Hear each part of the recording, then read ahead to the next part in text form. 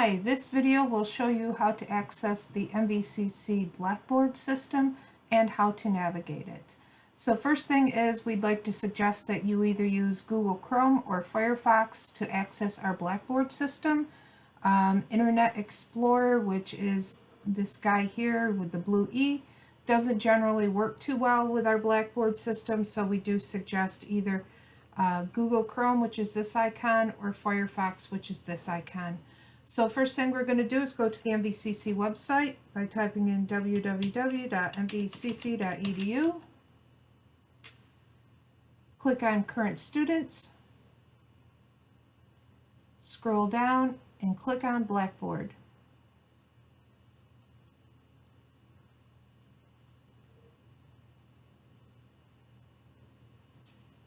So in a minute here it should bring us to our login screen. And conveniently, our login for Blackboard and our student email are exactly the same. It's your first initial, followed by your last name, followed by the day of the month that you were born. And that day is always a 2-digit year. So I was born on the 2nd, so mine would be 02. So mine would be N Chrisman 02. And then your password is always the last 4 of your SOCH if we have that on file. If we don't, then it's going to be the last 4 of your M number. So we're going to go ahead and type in our sample student and put our password in. All right. So when you log into Blackboard, it populates, and this is a new version of Blackboard. So all of our menu buttons are on the left-hand side now. And by default, you should come right into your courses. If you don't see your current course, under this bar, you can click on the down arrow and you can click on upcoming courses to see anything that's hasn't started yet. Or you can select whichever term it is you want to see, and you will see the particular courses that are available to you. So let's click on upcoming courses. Currently we don't have anything in there. So let's go back. So you'll see you have all these different ones in here. Now if you know that it's say elementary statistics and you didn't feel like scrolling through the list, you can type in here and type in statistics, hit enter, and it brings you right to that class. If you X this out, it will bring you back to the full listing. All right. If you want to, you can click on this little guy here, and it will show them in tile view instead of the other view. So whatever view you're interested in. So we're going to go into the canceled course here in a minute.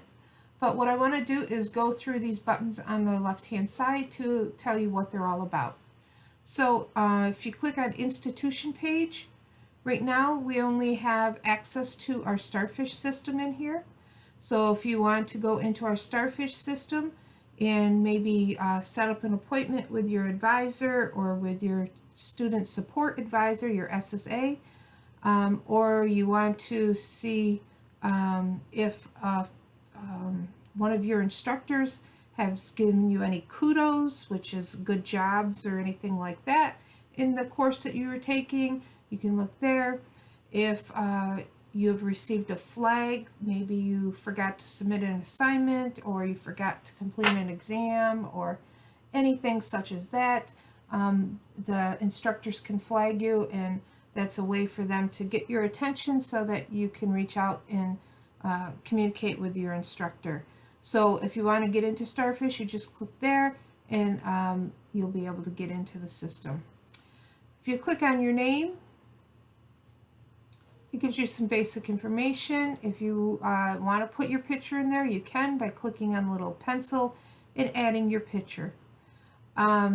Typically, it will automatically populate the student email address and your student ID, your M number. This is our test student, so we don't have that entered in here for this particular test student. All right. Now, if you want to connect to your student OneDrive, you would simply click on this and it should automatically connect you to your student OneDrive. If not, you may need to enter your login credentials, and then once you've done that the first time, it should automatically retain that information for you. And that's nice because when you're into a course, if you have typed up a term paper for your English class, you can automatically just navigate to that right from within the course. So if the instructor says post that assignment, go ahead and do that by just clicking on the browse button for the assignment, navigate into wherever you saved it in your OneDrive, and it'll automatically connect it for you. If you have any other personal accounts, you can go ahead and set those up as well. All right, activity stream. So what that's telling us is some of the things. So the student Lulu has not been very good about doing assignments. There's a lot of past due things in here. So it gives you dates of when things were due. It will also populate the college calendar and give you information about that. But in general, you're going to see if your instructor puts due dates right into Blackboard, they'll automatically populate in here so that you can see those due dates and know exactly when things are due or upcoming, that kind of thing. So here are some upcoming things. This is a college thing that's out here. So it's saying that the last day of summer session is on 7/20 for this certain term.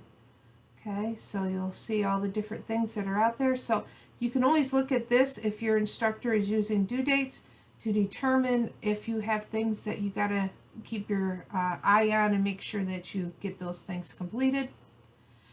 Again, we'll go through courses in a minute. Organizations, if you belong to any organization, so usually it's the student senate body, or if you are in any kind of things for the dorms or any other organizations on campus, they may have a Blackboard present in here.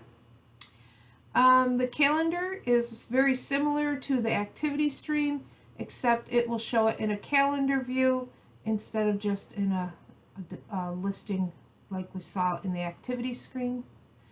If your instructor is using messaging, you would be able to see that there's any messages for you in here. There would also be a little number here indicating how many messages you have, and when you click on messaging, it would then show the number for next to whichever course it is, and you would be able to go in there and click on it and view that message. If you want to go to the course, you could come in here and you could send a message by clicking on that plus sign. This is no different than any other email system. So first you're going to find who you want to send it to. So I'm going to send it to my instructor. I'm going to give it a message.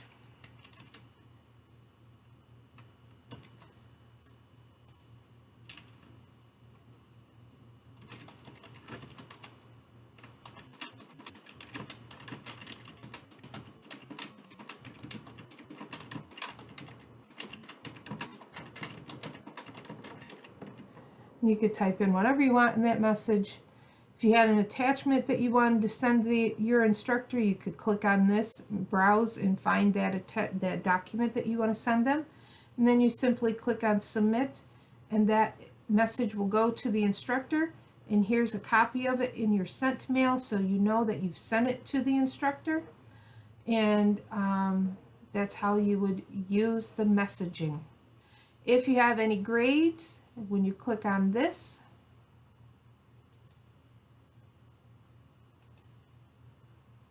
right, if you had any grading done for any assignments you've submitted, it would show them there. Okay. Under tools, you have some different options under here. So if one of your instructor is using goals or goals performances, you'd be able to look at that there. And a lot of this stuff you'll never use, but you perhaps might be using the goals or the goals performances.